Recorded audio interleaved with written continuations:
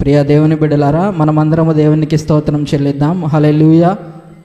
ఈరోజు మనము మొదటిగా చూసుకున్నట్లయితే ఈరోజు మనము ప్రార్థన, అదేవిధముగా ఉపవాస ప్రార్థన, ఈ రెండింటికి మధ్య ఉన్నటువంటి వ్యత్యాసాన్ని మనము గమనిద్దాము.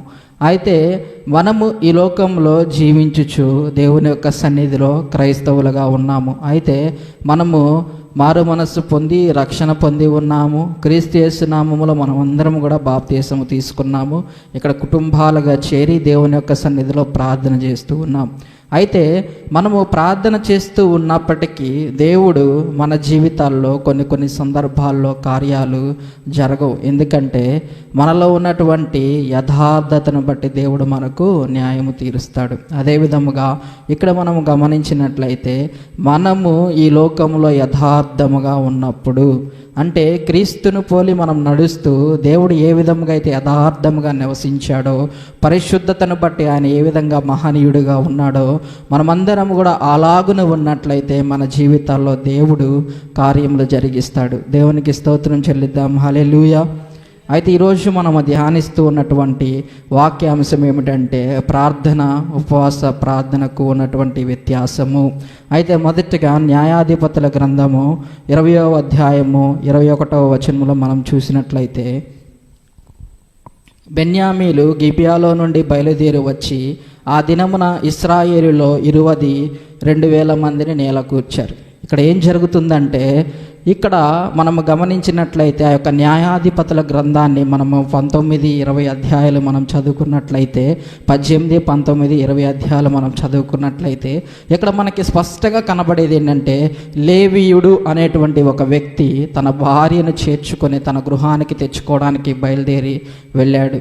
అయితే తన అత్తగారి నుండి తన యొక్క భార్యను తీసుకొని వస్తూ ఉన్నటువంటి ఆ యొక్క సమయంలో ఆ యొక్క బెన్యామీను అనేటువంటి ఆ యొక్క ప్రాంతంలోనికి ఆయన వచ్చినప్పుడు, అంటే ఆ యొక్క బెన్యామీలు ఉన్నటువంటి ఆ యొక్క ప్రాంతంలో ఆయన రాత్రి వేళ బస చేయాలనుకున్నాడు. అయితే తన యొక్క భార్యతో కలిసి ఆయన బస చేయాలి అనుకున్నప్పుడు ఏం జరిగిందంటే, అక్కడ తను నివాసం ఉన్నాడు. అయితే అక్కడ బెన్యామీను వంశస్థులైనటువంటి కొందరు అక్కడ ఏం చేశారంటే, యవనస్తులు తన యొక్క భార్యను ఆ యొక్క అపహసించి అదేవిధముగా తన యొక్క భార్య పట్ల అత్యాచారం చేశారు. అయితే ఇదంతా గమనించినటువంటి తన వ్యక్తి ఏం చేస్తూ ఉన్నాడంటే, ఆ యొక్క లేవీయుడు వారిని ప్రాధేయపడుతూ ఉన్నాడు, వేడుకుంటూ ఉన్నాడు. ఏమని?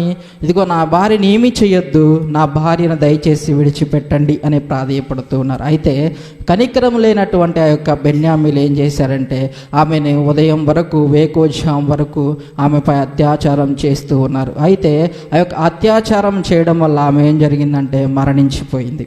దేవునికి స్తోత్రం చెల్లిద్దాం. హల్లెలూయా.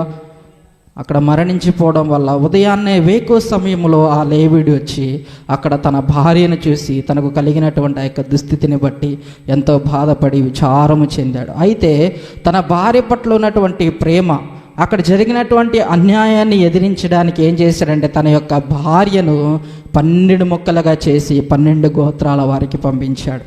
ఇక్కడ మనం గమనించినట్లయితే అన్యాయము జరిగినప్పటికీ ఆ యొక్క అన్యాయాన్ని వ్యతిరేకించి న్యాయం కోసం పోరాడడానికి లేవీయుడు నిలబడ్డాడు. తన భార్యను 12 ముక్కలు చేసి ఆ యొక్క 12 వంశస్థుల వారికి పంపించాడు. ఇక్కడ మనము గమనిస్తే ప్రియ దేవుని బిడ్డలారా, మనము కూడా అంతే. తనను బట్టి ఎంతో ప్రేమను ఆయన వ్యక్తపరిచాడు. ఈ లోకంలో దేవుడు కూడా మన కొరకు ఏం చేశాడు? తన యొక్క ప్రాణాన్ని మన కొరకు సమర్పించుకొని ఉన్నాడు. ఎలాగూ అనేకమైనటువంటి హింసలు, అనేకమైనటువంటి నిందలు, అనేకమైనటువంటి అవమానాలు ఆయన పొందినప్పటికీ ఎక్కడా కూడా ఏం చేస్తూ ఉన్నాడు? మీ కొరకు మీరు ప్రార్థన చేసుకోండి కానీ నా కొరకు ప్రార్థన చేయొద్దని చెప్తూ ఉన్నాడు దేవుడు.